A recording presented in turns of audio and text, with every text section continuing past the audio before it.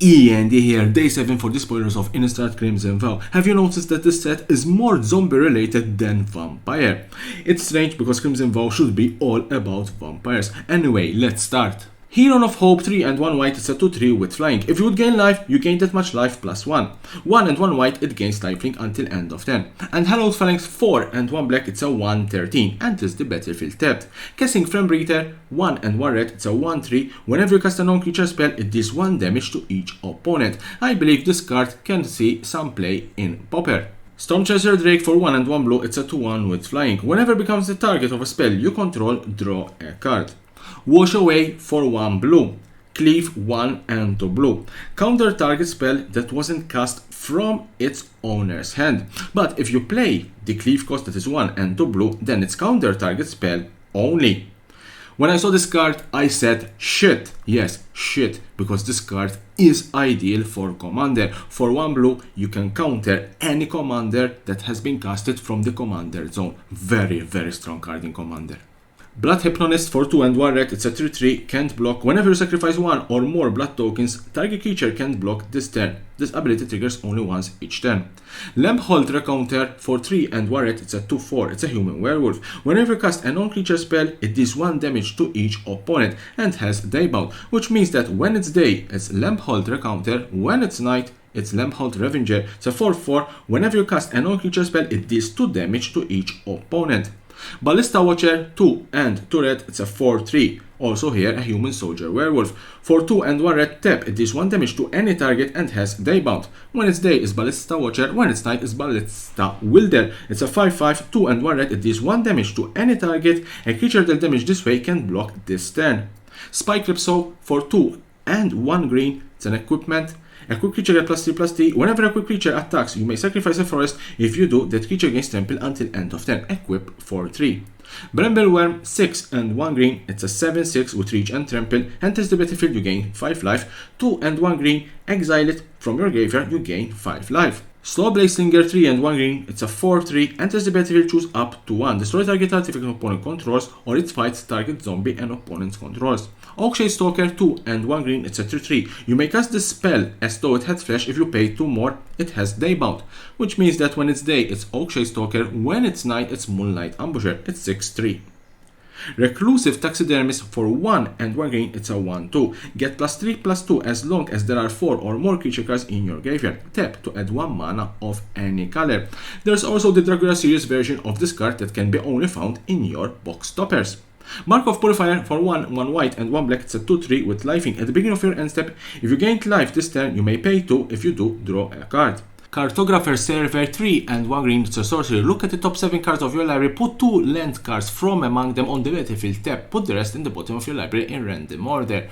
It seems that a card like Cultivate will hit against standard. Skaab for 1 blue and 1 black, it's a 2/2 with Exploit. Whenever a creature control exploits a non-token creature, create a 2/2 black zombie creature token.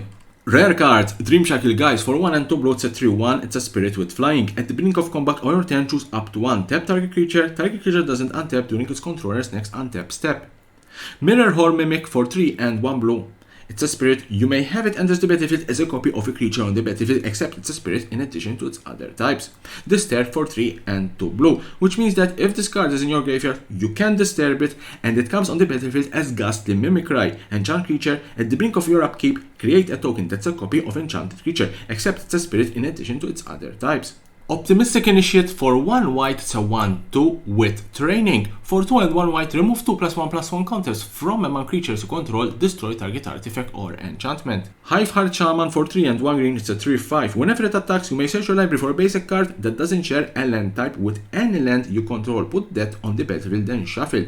5 and 1 green, create a 1/1 green insect creature token. Put X +1/+1 counter on it, where X is the number of basic land types among lands you control. Activate only as a sorcery.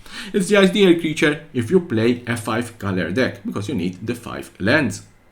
Aldrastein 1 black and 1 green, it's a 1/4. Enters the battlefield or at the beginning of your upkeep, mill a card. If a land card is milled this way, create a treasure token. If a creature card is milled this way, create a 1/1 green insect creature token. If a non-creature, non-land card is milled this way, create a blood token. Erut Tormented Prophet for 1 blue and 1 red, it's a 2/4. If you draw a card, exile the top 2 cards of your library instead. You may play those cards this turn.